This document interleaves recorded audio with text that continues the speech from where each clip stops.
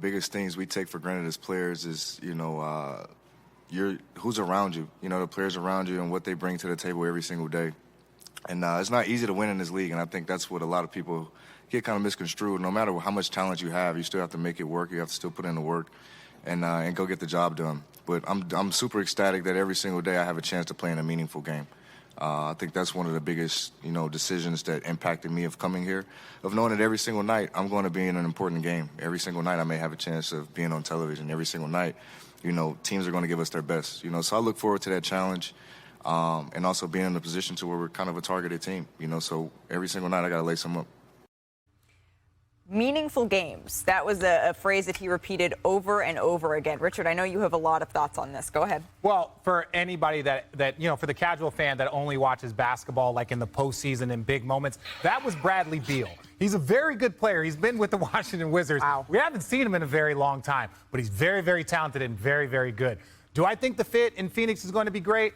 No. I think that they have a lot of talent. I think that they need more to do. I think the top three, great. The top three, they're going to win you between 45 and 50 games. Who they can fill around those three will dictate if they get to the 50, 55, 53, if they're the 1 seed, if they're the 2 seed. That's the difference. It ain't Bradley Beal, it ain't Kevin Durant, and it ain't Devin Booker. It's the pieces around it. We saw it with the Denver Nuggets.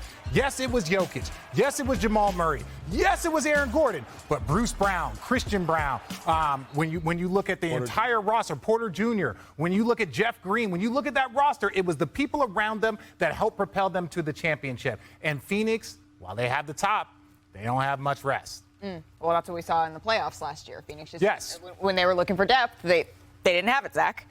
You're such a grouch, man. Stop being so grouchy. Zach is calling you a grouch. How am I a grouch? I was just saying introducing people to Bradley Beal. It's not Bradley Beal's fault John Wall's body fell apart and the Wizards stunk. That was 5 years ago. I'm excited to watch Bradley Beal play with Devin Booker and Kevin Durant. It's a great role for him. It's a great spot in the hierarchy for him. I think he's going to be awesome. That top three, yeah, they have overlapping skill sets. There's a lot of ball handling. I think they're going to be dynamite together. Yes, they have more work to do to round out their depth. The front office has plans for that.